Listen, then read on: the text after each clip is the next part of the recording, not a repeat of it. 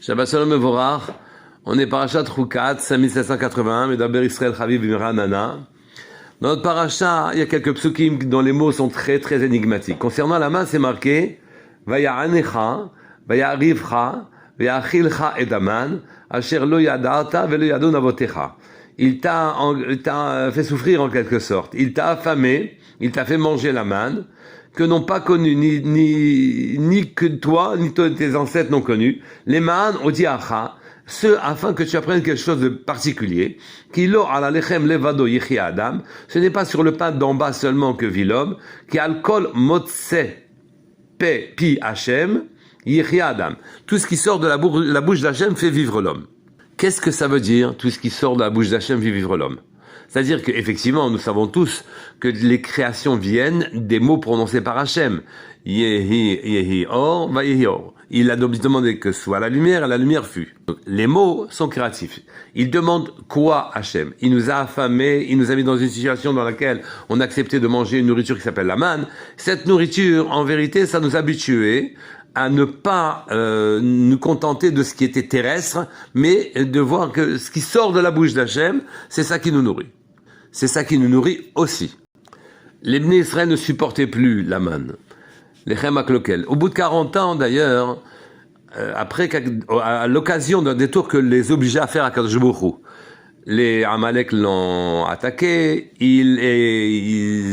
c'était la fin des 40 ans, ils pensaient rentrer en Eretz Israël, et Akadosh Baruch Hu les a obligés à contourner la terre de Édom, à ne pas passer ne pas traverser ce territoire, à rester dans un endroit de terre aride, sans possibilité de culture, sans eau, sans rien.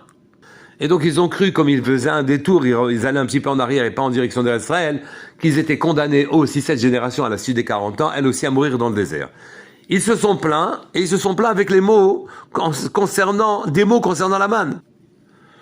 Et donc ils ont dit à Kadosh Baruch Hu qu'ils en avaient assez de ce pain-là, et que ça pouvait pas continuer. Ils se sont plaints de Moshe Rabbeinu et d'Hachem, que Moshe Rabbeinu n'avait pas assez imploré Hachem pour qu'il les sorte de la situation dans laquelle ils se trouvaient. À ce moment-là, Kadosh Baruch Hu a envoyé des serpents venimeux à la morsure très chaude, très ardente. Moshe a naturellement imploré pour que Kadosh Baruch Hu les libère de ce fléau.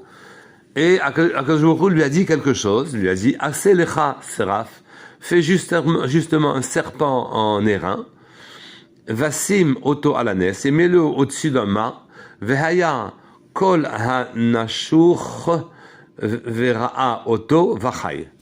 Donc mets ce serpent en airain au-dessus d'un mât, et tout celui qui le regardera, tout celui qui a été mordu par le serpent qui le regardera, finira par guérir. Le Admour Azaken a posé une question très grande à propos de ce serpent. Et il dit, si finalement ce serpent a été dessiné, quand il était mis sur un mât, à être regardé par Hachem, afin qu'il lève les yeux au ciel, peut-être aurait-il été plus judicieux finalement de mettre un agneau, une colombe là-haut. Pourquoi un animal qui fait le mal, justement? Quel enseignement ça nous apporte? Et quel enseignement ça nous enseigne encore aujourd'hui? Et le Admour Azaken répond lui-même à sa question. Pourquoi un nachash, qui est une chayara'a, une bête mauvaise? Pourquoi juste un nachash? Pourquoi juste un serpent en airain qu'il fallait regarder? C'est pour nous expliquer un yesod bien précis, une idée bien précise. Laquelle? Ce nachash, ce serpent d'airain au-dessus, c'est le serpent d'airain du dessus, qui est la racine de tout ce qui est en bas. Et c'est ce serpent d'en haut qui, comme un précipité, descend sur terre et vient en quelque sorte à la rencontre des Bnei Israël. Rencontre malencontreuse et mauvaise. En vérité, il devait prendre conscience que tout ce qui se passe en bas, sa vitalité, elle est en haut. C'est que Akadosh Baruch Hu, en vérité, tout ce qui se passe en bas, c'est lui qui l'a initié en haut, et ensuite ça s'habille de péripéties. Ses vêtements, c'est des péripéties, des événements. Ses vêtements, c'est des hommes. Ses vêtements, c'est des créatures, soit bonnes, soit moins bonnes. Et c'est cette idée-là que Hachem a voulu rappeler au Bnei Israël, qu'en vérité, leur destin était entre ses mains. C'est lui, alors qu'on avait l'impression de disposer d'une grande marge de manœuvre et d'un grand libre arbitre, en vérité, lui d'en haut, c'est lui qui nous faisait avancer vers le chemin de notre progression et nous proposait le programme de notre progression. Le serpent d'en haut n'est pas mauvais. C'est nous qui le rendons mauvais à cause de nos mauvaises réactions. C'est nous qui faisons que les choses tournent mal. Si on avait admis qu'Akadosh Baruch Hu depuis le début, c'est lui qui menait la situation, et qu'on pouvait contourner le pays de Édom, et que la manne que l'on a reçue, au bout du compte, elle est bien, c'est la bonne manne, c'est la bonne nourriture. Alors à partir de ce moment-là, si on avait en conscience cette idée-là, alors à ce moment-là, on aurait pu affronter toutes les situations, sachant qu'Hachem, il ne veut que notre bien. Et on aurait pris le bon chemin à chaque fois, au lieu de se plaindre. On peut maintenant comprendre qu'est-ce que ça veut dire que Al-Kol Motzi Hachem, à propos de la manne, c'est écrit qu'on se nourrirait de tout ce qui sort de la bouche d'Hachem. La manne était un pain, le pain d'en haut, le pain des anges en quelque sorte, la nourriture des anges. Et effectivement, nous, la génération du désert désormais, souhaitait vivre une vie plus terrestre qu'une vie céleste. Donc le pain céleste, c'est la manne. La génération du désert désormais voulait rentrer en Israël et vivre une vie plus terrestre. Et donc elle se plaignait de cette manne qui n'était plus un pain adapté à leur psychologie en quelque sorte, à leur manière de voir.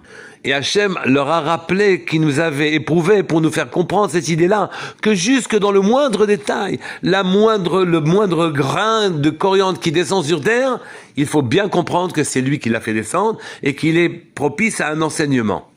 De même, le serpent en bas, qui mord les talons des Israël qui se plaignent, ces serpents-là, en vérité, ne sont que les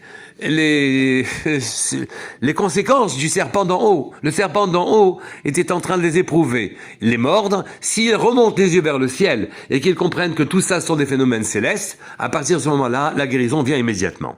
Ceci pour nous enseigner un principe fondamental. Je vais vous citer ici le Zera Emet, qui nous dit en vérité que toutes les retsonotes, Nishpaim Miratson Elion, tout ce que l'on ressent, toutes les idées que l'on a, toutes les intuitions que l'on a, toutes les directions que l'on prend spontanément, en vérité, descendent directement des cieux. Après, naturellement, l'usage que l'on peut en faire, ou l'usage qu'on envisage de faire, pour tout tirer à notre propos, tout tirer vers nous, oui, tout cet usage-là malsain fait que ce qui descend du ciel est toujours bon, et que l'idée que l'on en a est bonne, mais elle n'est pas toujours très facilement interprétable. On ne comprend pas pourquoi cette intuition nous vient. Et elle vient peut-être même pourquoi la combattre, et qu'à ce moment-là vienne une autre intuition, une autre idée. Elle vient pour qu'on l'aménage, qu'on respecte la Torah, et que pas dans le respect de la Torah, on l'accomplisse à ce moment-là, cette idée-là et cette intuition-là. Même nos impressions, quand on regarde de la beauté, des choses, ou un paysage magnifique, ou un tableau particulier, tout ça nous vient du ciel. Cette impression-là n'est jamais qu'un outil pour servir Hachem, à nous, de manière plus distante et froide, de l'interpréter, de manière à ce qu'on ne fasse aucun détournement de ces forces-là qui nous sont envoyées depuis les cieux, ces forces célestes. Shabbat Shalom Mevorach, Kol Tuv.